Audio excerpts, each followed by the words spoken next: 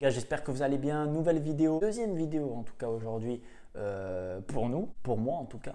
Donc en cette fin de soirée, on va parler de l'actualité. Il y a beaucoup de choses qui ont bougé aujourd'hui, surtout du côté du FC Barcelone bien évidemment. Juste avant ça, je vous invite à aller voir ma dernière vidéo que j'ai sortie. J'ai sorti 5 joueurs à suivre lors de la saison 2023-2024. Une vidéo vraiment intéressante si vous suivez plusieurs championnats.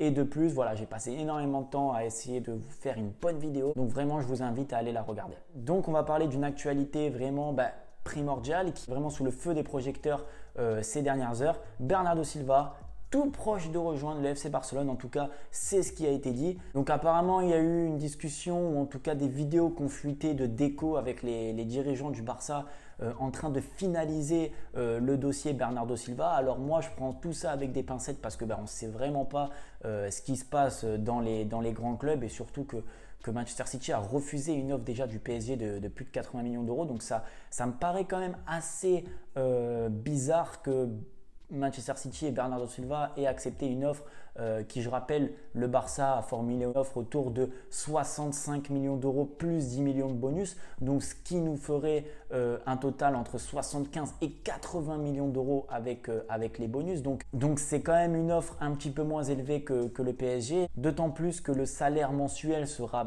bien évidemment moins élevé que celui proposé par Paris Saint-Germain. On le sait, tous les joueurs qui viennent au FC Barcelone sont obligés de faire des sacrifices salariales pour pouvoir jouer pour le club. On sait avec les difficultés financières. Donc, beaucoup de choses qui sont en point d'interrogation. Est-ce que le Barça va activer un levier pour pouvoir se payer Bernardo Silva? Est-ce qu'ils vont continuer sur cette piste-là ou ils vont se rabattre sur une autre? En tout cas, ce qui est dit, c'est qu'avec la vente de Kessié et l'Anglais, et de Ousmane Dembélé, les fonds seraient suffisants pour pouvoir s'offrir Bernardo Silva. Alors voilà, on sait à quel point c'est toujours compliqué de faire venir une grande star, surtout quand elle est dans une équipe actuelle qui vient de gagner en plus de ça la Ligue des Champions. Guardiola a tout simplement dit qu'il ne voulait pas des joueurs dans son équipe qui ne veulent pas rester. Bernardo Silva, on le sait, il a failli accepter une offre du PSG, il a failli aussi accepter, il y a eu un moment des rumeurs comme quoi on l'envoyait en Arabie Saoudite. Donc il a fait passer un message à Bernardo Silva, en gros c'est si tu veux pas rester, tu peux y aller. Maintenant voilà, toujours des choses un petit peu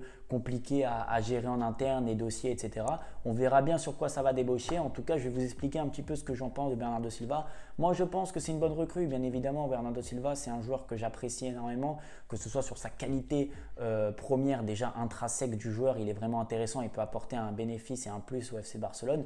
Maintenant, voilà, c'est un joueur qui a 30 ans. C'est un joueur qui est, on va dire, dans la force de l'âge, mais il ne faut pas compter sur une prochaine revente, on va dire, bénéfique. Ce que je veux dire, c'est qu'on ne va pas se rembourser ce qu'on va le payer. Après, il peut très bien nous rembourser sur le terrain et en nous faisant gagner plusieurs titres. Mais voilà, moi, je suis assez persuadé que Bernardo Silva fera du bon taf au FC Barcelone.